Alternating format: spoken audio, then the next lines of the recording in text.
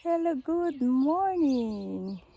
Naririnig natin yung simbahan. At nasa grapes tayo. Tanggalin natin yung walang bunga. Ito walang bunga. Tanggalin yan. Kasi nagkukonsume yan ng energy ng grapes. Ito may bunga. So, itira natin. Tapos yung ito, iiwan. Yan. Yan. Tanggalin natin. Iwan yung may grapes. Ayan, may grapes ito. Iwan, tapos inipit natin ito. Yan ang ating kunting vlog for today. Tanggalin yung walang bunga. Ito may bunga, Iwan. Tining ang tawag dyan. Ayan, mga wildflowers, mga daisies. Nice, Shushu. Look, I planted here. They are growing. This one. See the hydrangea, the white flowers. We have to take off that. So some are J'ai leaving. retrouvé en plastique pour couper. Donc, demain, je ne peux pas le faire aujourd'hui, mais demain à 6h30, je vais le Okay, ayan. Et là, je sais comment These are self-seeded and these are wild. So, this is becoming forest. Tanggalin din natin ito. Mga tumutubo. Kailangan mag-gloves kasi nakakasugat kung minsan. And then, ayan. May may rose dyan. Pinilipat ko siya dyan. Tapos itong mga pananim ko, nabubuhay na. Ayan from the cuttings. Usually namimili ako ng mga ano bang tawag? Marketed. No, not marketed. Grafted roses. Kasi yan ang style nila dito. Mga grafted yung mga roses. Kung kumukuha sila ng mga wild roses, tapos grinagraft nila yung mga hybrid roses. Kailangan ko putulin para makita yung view ng aking garden dyan. Ito ganda ng bulaklak niya. Kuha tayo para sa ating flower vase.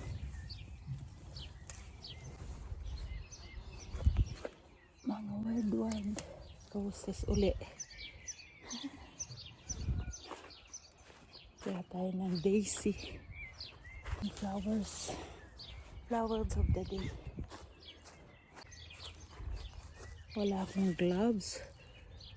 So, ipinch ko na lang. Nagagloves ako kasi maano to kung minsan natitinik ako. So, kaya naninitil ako. Mahilig ako sa flowers. Kaya lagi ako nagtatanim. Lalo na pag wild. Ayan hindi ko tinatanim. Hinahayaan ko lang. Pati mga grasses. Tingnan nyo ito. Ang ganda niya. Grass. Pero maganda yan sa flower arrangement. Yung mga ganyan. Yung mga structured na grasses na ganyan. That's so beautiful. Kuha na rin tayo nito. Mga wild lang to. Nakakain daw ito. Kaya lang hindi ko pa nasubukan kumain. Ayan. Ito, naging white siya. Normally is blue iyan. Kaya lang malapit siya dito. Kaya nagpo-pollinate. At saka maraming white. Kaya nagpo-pollinate. Ayan mga roses dito. Mga one time lang siyang namumulaklak. Maraming needles. So ayan, nakakatiyan. Super. Yung mga nilipat ko dito, ayan, namumulaklak na. Nagiging wild. Wild lang yung garden ko. I love that way. Oh, ayan. Yan ang aking bulaklak for today. Yung lumalampas dito, putulin natin. And then, we will arrange. Yan lang naman ang aking kunting kaligayahan. Mas gusto kong ginagawa yan. Nag-i-invest ako sa garden. Nag-i-invest sa lupa. Para ako'y may garden. Sariwa ang aking kinakain. Mga wild west ito. Yan, wild. Puro wild na lang ang aking flower arrangement for today. Tayo ng dito. Lagyan natin ng ito. I-ano ko to, i-prune ko siya kasi marami siyang tinik pala. Grabe, oh, matinik. Matinik pala to, pero maganda yung kanyang dahon, iba ang kulay niya. Matinik pala to. Ito siguro yung nakakain na bunga. Ayan o. Ayan o, maraming tinik. Ayan. Kusang tumubo yan. Kaya lang gawin ko siyang tupyari. Ikakat ko siya. Pero today, hindi ko ako pwedeng mag-cut kasi it's Sunday. Tapos tomorrow, it's holiday din.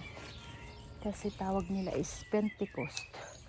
Holiday ang Pentecost dito. At saka Ascension. Holiday sa Switzerland. Ang daming bulaklak oh. Dami. Kasi ang May is a Mayflower talaga. Tumawag ako kahapon kay Ate Linda. Kasin ko na parehas kami ng hilig bulaklak garden. Sabi niya is May din daw sa Pilipinas is Mayflower din. So marami ding bulaklak. Summer, oo. At saka may ulan-ulan na. Kaya ayun. Marami ding bulaklak. So kuha tayo dito. Accent natin since it's yellow siya. So para may accent na yellow ang ating bulaklak. Sarap. Grabe. Balikan natin. Masarap kasi.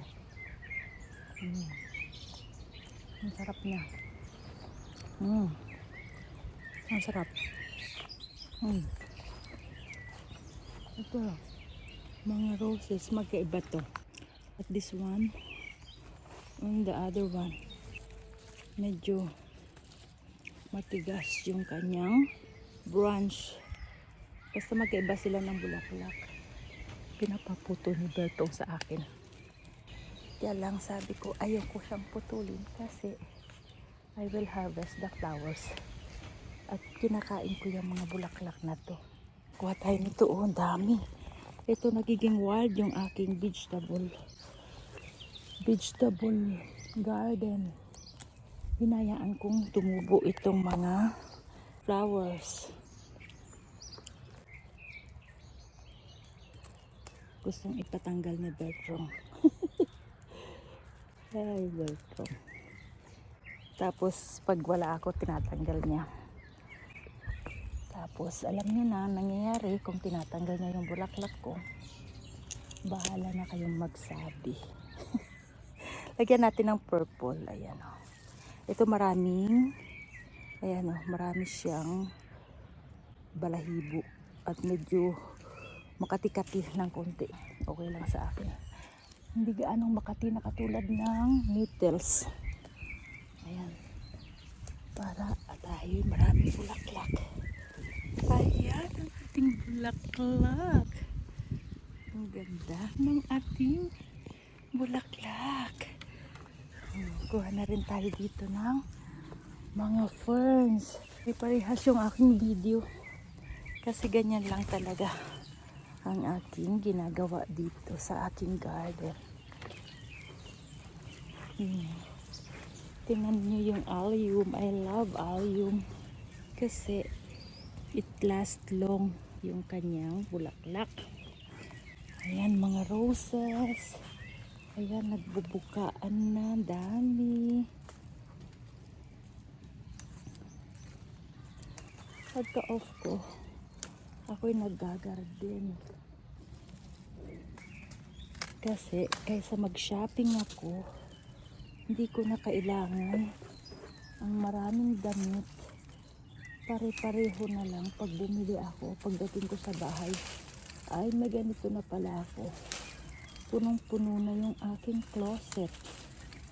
So, ang ginagawa ko na lang, bumibili ng mga plants. Sabi ng asawa ko, ang dami na natin yan sa garden. Pero, gusto ko iba-iba. Ang bango nito. Super. Ang dami. Narinig mo mga ibon. Ayan, mga ibon. Ayan. Ito peony, oh. Peony, hindi pa bububuka. Ito tapos na siya. Tanggalin natin ito kasi para mas maganda siyang tingnan. Hindi madumi. Ito is, ayan. Ano bang pangalan nito? Oh, iris. Iris. Ayan, naglabasan na yung aking mga bulaklak. Ito din, oh, para siyang word. Sabi ng kaibigan namin, damo daw. But I love this kind of flowers kasi structured siya, oh. Tingnan nyo, structured. Layer siya. Ganyan ang gusto ko, yung kakaiba. Kakaibang mga bulaklak. And of course, ayan, oh. Yung pina yan, oh. Cornflower, gustong gusto niya. Tumubo, isa lang. Ayan, kuminsan pink. Ito, kuminsan orange yung poppy. Pinili ko yan recently. And these are the wild poppies. Ayan. Hinayaan ko lang tumubo sa garden. Hindi ko tinatanggal. Ayan, wild poppies. Ayan, mga tumutubong mag-isa sa garden. Inilagay ko siya dito kasi pag nandyan siya sa salon, papasadahan yan ng asawa ko ng pagka nagkat na ng grass. Sayang naman. So ayan ang gaganda ng mga flowers. Nagbukaan na talaga sila. Super. And this is datura. Nag-yellow yung dahon. Nilagay ko siya dyan, patipat niya. Kasi hindi yan nabubuhay sa winter dito sa labas. Kaya, pinapasok ito, oh. Malaki na siya. Putol ko siya dito. Ayun, nagkaroon siya ng branch uli. Tapos yung branch niya, tinanim ko siya dyan. Kaya ayan, may dalawa na ako. So after, puputulin ko dito para magkaroon ng branch. Ayan, may branch din dito pala. Ayan. Mga anong pangalan nito? Digitalis. Poison din daw yan. Katulad ng datura. Very poisonous. Kaya careful. Dapat alam yung mga poisonous. Saka edible flowers. Ito, ang dami niyang bulaklak to this time. Ito, oh. Ito, very double siya. Ganyan siya, oh. Kaya lang hindi siya gaanong bumubuka. Ganyan lang yan. Yan na yung full bloom niya. Hindi totally bumubuka itong itong rose na to. At ayan, ang dami niya ngayon. This year. Ito naman, this is yan. Very, very vivid yung kanyang pagka-violet. Ano bang pangalan nito? Salvia. Pero yung salvia na yan, aywan ko kung nakakain yan, hindi ko alam. And this, ito yung pang-cut flowers. Kasi yung mga karamihan kong roses, hindi siya pang-cut. But this is for cut flowers. So, kuha ako niyan. Pang-accent ko dito sa aking flower vase. Ganda din niya, oh. Super. Ito bumubuka ito. Bumubuka itong rose na to. Ayan yung mga allium.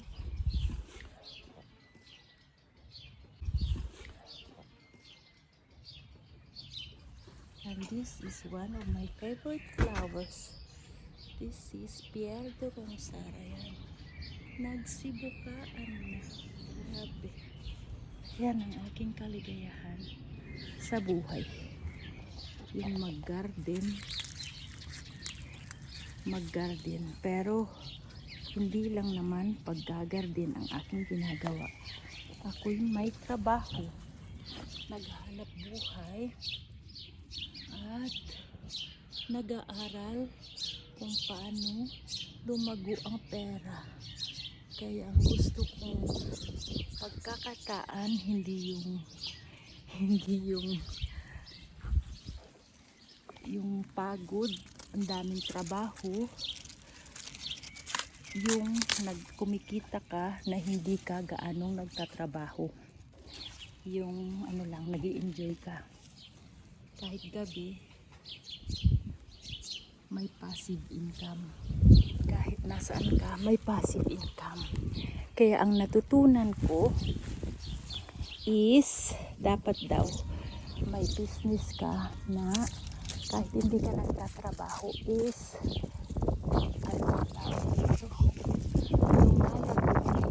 pera. Kaya yun ang pinapag-aralan ko. Sabi ni Buffett, Buffett na tayo ngayon, manood kayo nun, recommended ko, Warren Buffett. Very simple ang way of life niya, hindi siya maluho. Basta kilala nyo na siya kung sino siya.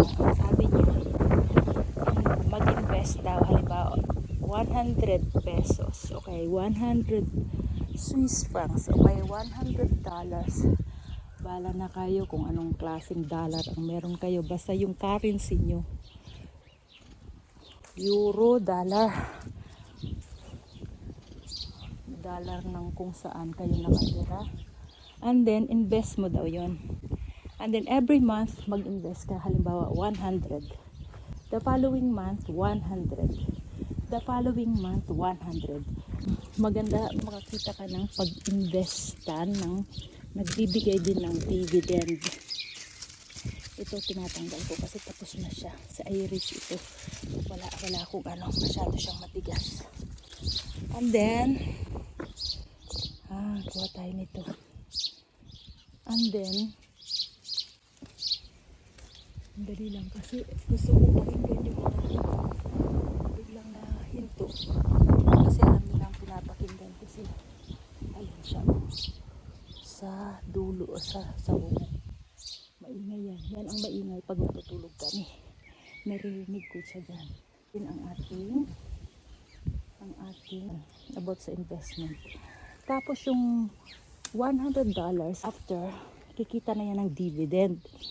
Tapos, so halimbawa 6% na interest per annum, ang halimbawa 1,000 na inilagay mo. So, yung 1,000, 6% interest or 6 to 10%. Bahala ka na tumingin ng kung saan kayo mag-invest. Tapos yung interest niya, huwag mong galawin. Iwan mo lang siya doon sa kung saan mo ininvest. For 1 year, tapos yung dividend niya, invest mo uli yung dividend na na-receive mo. Yung 6% plus yung dividend, invest mo siya. So, iwan mo lang doon. Kalimutan mo na yun.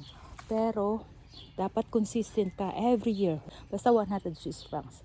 Tapos tingnan mo in 2 years, tingnan mo, magugulat ka sa interest ng yung pera mo. So, nag-ano lang ako.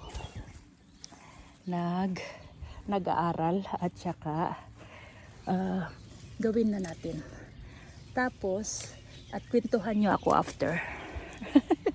Ng mga kwento-kwento nyo sa buhay. After 2 years, tingnan natin. Pero dapat consistent yung 100. 5 years at magkwentuhan tayo after 5 years. Kung saan na yung inyong investment. O sige na.